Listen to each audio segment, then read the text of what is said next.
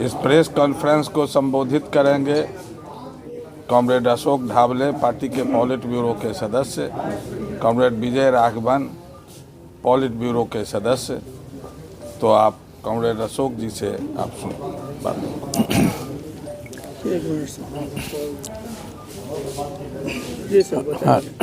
साथियों, कल से मार्क्सवादी कम्युनिस्ट पार्टी का 24वां बिहार राज्य सम्मेलन यहाँ दरभंगा में शुरू हुआ।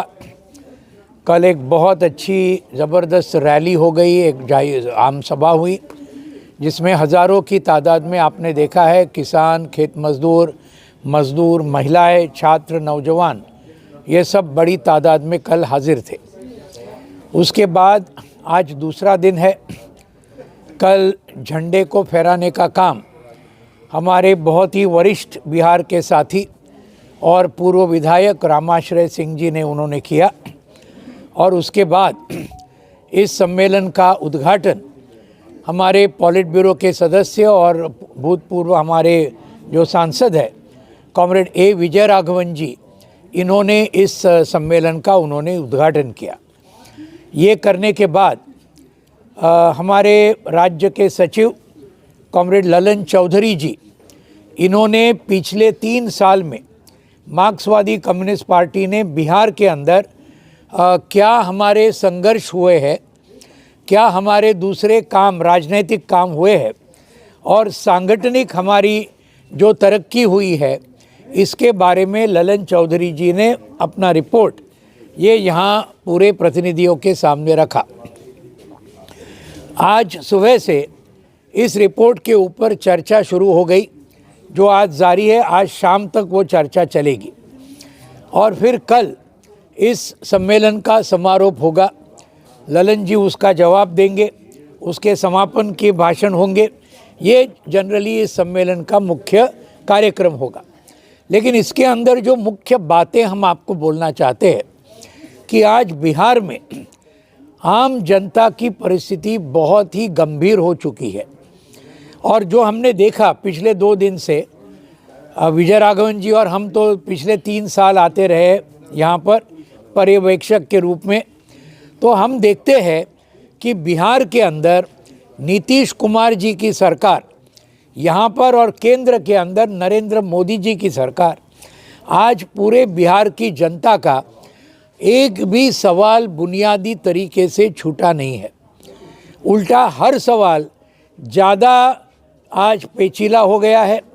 चाहे वो ज़मीन का सवाल देखिए, पूरे आज बिहार के अंदर हम देखते हैं कि आज ज़मीन के सवाल पर बहुत बड़े संघर्ष आज भी जारी है। हमारी पार्टी की तरफ से, दूसरे वामपंथी पार्टियों की तरफ से सैकड़ों शहीद हुए ये ज़मीन के आंदोलन के लिए लड़ते हुए, और इस दरभंगा ज़िले में भी कई हमारे शहीद हुए। तो ये सवाल अभी तक बंदोपाध्याय रिपोर्ट जो हुआ था उसको ये लोग सब बोले हम उनको अमल में लाएंगे, इस रिपोर्ट को हम लागू करेंगे, एक भी सरकार ने किया नहीं। और ये सरकार जो है, नीतीश कुमार जी ने तो कई बार बोला था कि हम करेंगे, लेकिन बिल्कुल किया नहीं है। तो ये ज़मीन का मुख्य सवाल पूरे बिहार में बहुत बड़ा सवाल है। यहाँ उत्तर बिहार में बाढ़ का सवाल है लगातार, दक्षिण बिहार में सूखे का सवाल है। तो ये सवाल 77 साल के आज़ादी के बाद लगातार जारी है। ऐसा नहीं कि 1-2 साल से ये शुरू हुआ, 77 साल में किसी ने भी इस सवाल को सही माने में उठाया नहीं, उसको सुलझाया नहीं, कुछ भी ये किया नहीं। और आज ये भी किसान, खेत मजदूर, पूरी जनता, इनका जो इतना बेहाल हो गया है इसकी वजह से कि हम बोल नहीं सकते हैं। अब उसके अंदर और ज़्यादा चीज़ बेरोज़गारी का सवाल आया है। हमारे खेत मजदूरों के लिए मनरेगा, इसका जो लागू करने का बात है, इतने बुरी तरीके से बिहार में चल रहा है कि इसके लिए कुछ आज वर्णन भी करने जैसी बात नहीं है।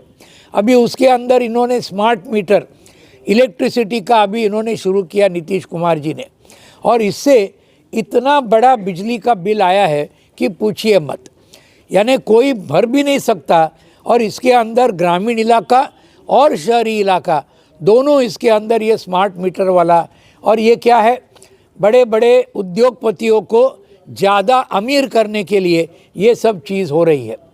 तो ये सब बातों हमने यहाँ तय किया, कल हम उसके बारे में घोषणा भी करेंगे कि आगे आने वाले दिनों में एक बहुत बड़ा आंदोलन हमारा बिहार में मार्क्सवादी कम्युनिस्ट पार्टी के नेतृत्व में पूरा राज्यव्यापी आंदोलन, इसकी घोषणा कल हम करेंगे।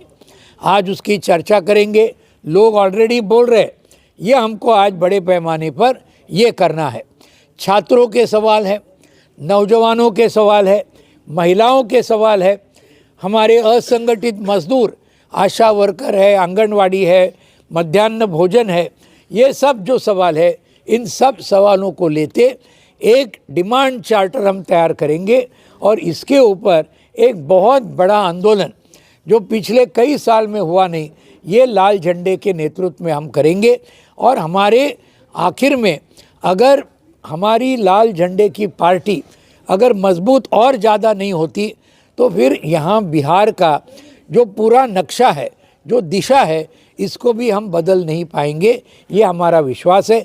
उसके साथ साथ जो महागठबंधन है, जिसके अंदर आप जानते हैं राजद है, कांग्रेस है, तीनों वामपंथी पार्टियां है, और इन्होंने जो पूरा ये हमारा इंडिया ब्लॉक करके जो लोकसभा का चुनाव लड़ा था, इस महागठबंधन को और ज़्यादा मजबूती के साथ उनकी एकता को बांधना, उसको आगे लेके जाना, इसके लिए भी हम पूरी तरीके से हमारी भूमिका वो है और ये भूमिका को भी हम आगे के समय में ज़रूर आगे लेके जाएंगे। लेकिन उसी वक्त वामपंथी ताकतों की ताकत बढ़नी चाहिए और मार्क्सवादी कम्युनिस्ट पार्टी की और ज़्यादा बढ़नी चाहिए। ये हमारा मुख्य रूप से इस सम्मेलन के बाद हमारी दिशा होगी, ये हम आपके सामने रखना चाहते हैं। कॉमरेड विजय, मेरा नाम डॉक्टर अशोक ढवले, मार्क्सवादी कम्युनिस्ट पार्टी के पॉलिट ब्यूरो के सदस्य और अखिल भारतीय किसान सभा के राष्ट्रीय अध्यक्ष। Former member of parliament and also the president of All India Agriculture Workers Union. बात ऐसा है, हमारा जो मार्क्सवादी कम्युनिस्ट पार्टी का पार्टी कांग्रेस मदुरा में होने वाला है, तो हमारा पार्टी में पार्टी कांग्रेस की पहले हर पार्टी यूनिट का कॉन्फ्रेंस हो रहा है। ये डेमोक्रेटिक तरीके से ऐसा कॉन्फ्रेंस नीचे से ऊपर तक करता है। तो अन्य राष्ट्रीय दल से हमारा पार्टी का बेसिक डिफरेंस ये है, कॉन्फ्रेंस के पहले सब यूनिट में कॉन्फ्रेंस, और हर कॉन्फ्रेंस पे गणतंत्र के अनुसार कमिटी और सेक्रेटरी की चुनाव भी होता है। तो ये कॉन्फ्रेंस में ऐसा एक डेमोक्रेटिक प्रोसेस है और हमारा पार्टी ऐसा एक पार्टी है, ये हमारा जो पार्टी की जनरल गाइडलाइन है, भविष्य में जो कार्रवाइयाँ है इसके बारे में पार्टी कॉन्फ्रेंस में पॉलिटिकल रेजोल्यूशन है, हम पेश करेगा और पास करेगा। इस पॉलिटिकल रेजोल्यूशन के अनुसार आने वाले दिन में हमारा पार्टी की एक्टिविटीज़ भी आगे ले जाएगी। इस पे अभी ऐसा एक अवस्था है जो हिंदुस्तान में भाजपा की मुल्क अभी भी चल रहा है, इसको बिहार की एक रीजनल पार्टी की समर्थन से होता है। जो सांप्रदायिक ताकत हिंदुस्तान में जो राजनीति लागू करता है और जो इकोनॉमिक एजेंडा लागू करता है, ये दोनों देश के लिए, देश की गरीब लोगों के लिए अच्छा नहीं है, उनकी खिलाफ है, उनकी इंटरेस्ट के खिलाफ है। क्योंकि जो आर्थिक नीति लागू करता है हिंदुस्तान में, पूरा दुनिया पे सबसे ज़्यादा वन मंदी ये महंगाई के मुद्दे पे महंगे में बहुत ज़्यादा बढ़ोतरी होता है। और अब देखिए इन्फ्लेशन बढ़ोतरी है, जीडीपी ग्रोथ गिरावट है। तो आर्थिक अवस्था ऐसा है, इम्प्रेसिव नहीं है। 10 साल से भाजपा की सरकार है। रोजगार में क्या अवस्था है? बेरोजगार बहुत ज़्यादा होता है। ज़्यादा से ज़्यादा बेरोजगार यूपी के अंदर है। ज़्यादा प्रवासी नौजवान बिहार से है। ऐसा अवस्था है। तो ये विभिन्न मुद्दे में गरीबों को क्या डिफिकल्टी है, इसको तोड़ने में भाजपा की सरकार की ओर से सफलता नहीं हो रहा है। और सांप्रदायिकता संघर्ष पूरा हिंदुस्तान में पैदा हो रहा है। और केंद्रीय सरकार प्रायोरिटी में क्या करता है? इतना ज़्यादा बैकवर्डनेस है, गरीबी है, हंगर है। इस समय पे पार्लियामेंट में पहला प्रायोरिटी वक्फ बिल को देता है। गरीबों को या आम जनता के मुद्दे पे क्या प्रायोरिटी देता है पार्लियामेंट? इसकी दूसरा सरकार तीसरा है। अभी दूसरा प्रायोरिटी क्या है? एक देश एक चुनाव। गरीबों के मुद्दे पे क्या है? मेहनत करने वाले के मुद्दे पे क्या है? देश में जो प्रश्न है इसको तोड़ने में क्या है? नो प्रायोरिटी क्या है?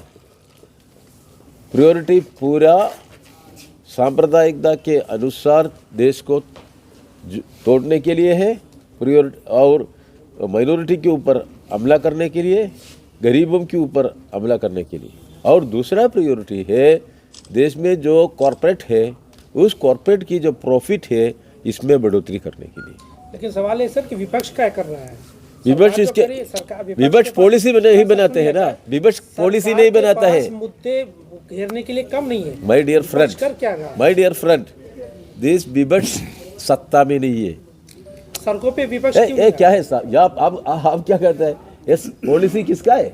कौन पॉलिसी बनाता है? कौन पॉलिसी लागू करता है? विपक्ष नहीं है सर। इसी सरकार में किसान आंदोलन हुआ, किसानों को जीत मिली ना, मैं क्योंकि सड़कों पे उतरे। मैं कहता हूँ, सड़क पर क्यों नहीं? You please permit me to conclude. Yes.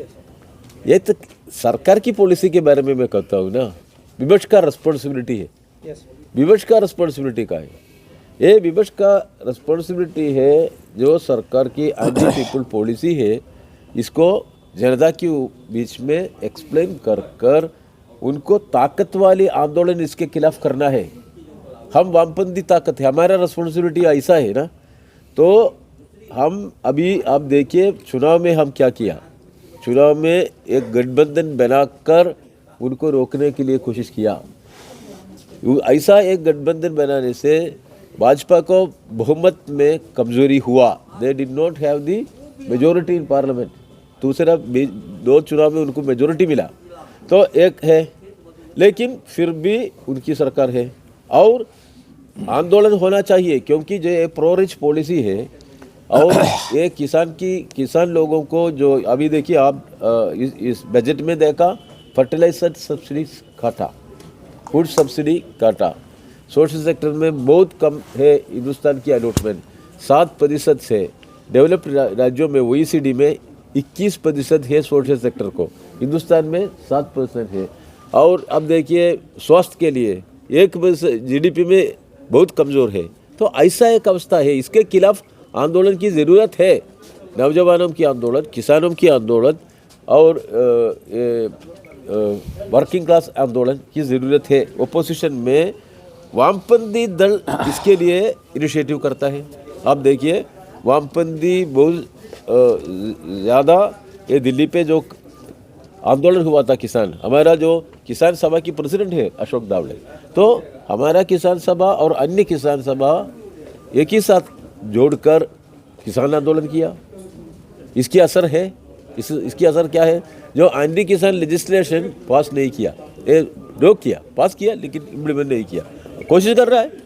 और ये वर्किंग क्लास एजिटेशन पूरा हिंदुस्तान में चल रहा है। अभी भी किसान आंदोलन चल रहा है, नौजवान की आंदोलन भी हो रहा है। तो आंदोलन और तेजी से और ताकत से आगे लेना है। ये जो पॉलिसी जो लागू करता है ये पुराना पॉलिसी है, इसलिए वामपंथी ताकत और हमारा left parties we have a meeting बीच में, हमारा कॉन्फ्रेंस के बाद, पार्टी कांग्रेस के बाद सीपीआईएम की ओर से हमारा इंडिपेंडेंट इनिशिएटिव से ये किसान, मजदूर और अन्य गरीब लोगों के आंदोलन हम करेगा। और हिंदुस्तान में जो गांवों की अवस्था बहुत कठिनाई के है, इसलिए जो रूरल पुअर है, रूरल वर्कर्स है, उनका आंदोलन में भी और ताकत से आगे लेने के लिए हम कोशिश करेगा और इनिशिएटिव करेंगे। ये मार्क्सवादियों की प्रायोरिटी है और इसके साथ हम यूनिटी बनाने के लिए कोशिश करेगा। जो हिंदुस्तान में साम्राज्यवाद के खिलाफ जो यूनिटी है, इसको आगे ले जाएगा और जो आर्थिक नीति में जो एंटी पीपल पॉलिसीज लागू करता है, इसको तोड़ने के लिए और विस्तार से यूनाइटेड एक्शन भी प्लान करने के लिए हम कोशिश करेंगे। अपना इंट्रोडक्शन सर। ये Vijay Raghavan, ex MP, politburo member, In which CPIM. constituency, sir? I was in Palakkad constituency. I was in Rajya Sabha. दो टर्म राज्यसभा में भी था।